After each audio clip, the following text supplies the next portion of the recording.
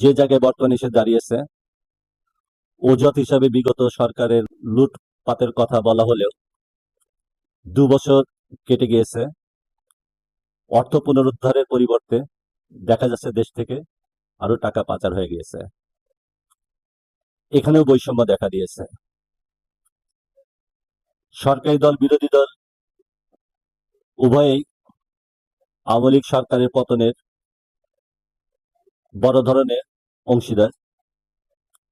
এই অংশীদারের মধ্যেও আজকে মতানৈক্য চরম পর্যায়ে। ছাত্র আন্দোলন যখন জনতার আন্দোলনের রূপ নিল, সেই ছাত্র আন্দোলনের নেতৃত্বের মধ্যেও আজকে এর কৃতিত্বের দাবিদার নিয়ে বৈষম্য দেখা দিয়েছে।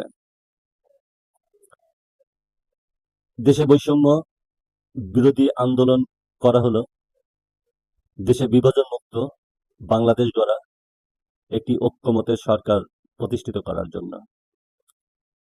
যে কারণে অন্তর্বর্তীকালীন সরকারের সময়ে জুলাই সনদ বাস্তবায়নের জন্য বিভিন্ন রাজনৈতিক দলগুলো সই করল। জাতীয় নির্বাচনে সংসদ সদস্য পদের নির্বাচন ছাড়াও সংবিধান সংস্কার কিংবা জুলাই সনদ বাস্তবায়নের প্রশ্নে গণভোট অনুষ্ঠিত হলো।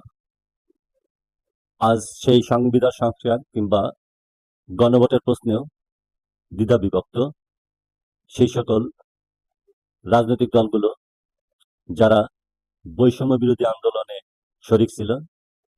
দেশে বিভাজন মুক্ত রাজনীতির একটি নতুন বাংলাদেশ প্রতিষ্ঠা করবে, যেখানে থাকবে ইনসাফ, ন্যায়, মানবিক মূল্যবোধ। অথচ আওয়ামী লীগ সরকারের পতনের 2 বছর যেতে না যেতেই 4 আগস্ট এবং এই 5 আগস্টের দিনে দেশবাসী কি দেখলো ছাত্রদের মধ্যে। আজকে বিভিন্ন বিশ্ববিদ্যালয়, কলেজ, শিক্ষা প্রতিষ্ঠানে তারা একে অপরের উপরে হামলা, অত্যাচার এবং রক্তাক্ত করা সেই জুলাই আন্দোলনের সেই সকল সৈনিকরা যারা একসঙ্গে আন্দোলন করেছে, তারা পরস্পরে লড়াইতে লিপ্ত হয়েছে। এবং এই লড়াই শুধু লড়াই না, একটি রক্তাক্ত লড়াই। বৈষম্যহীন আন্দোলনের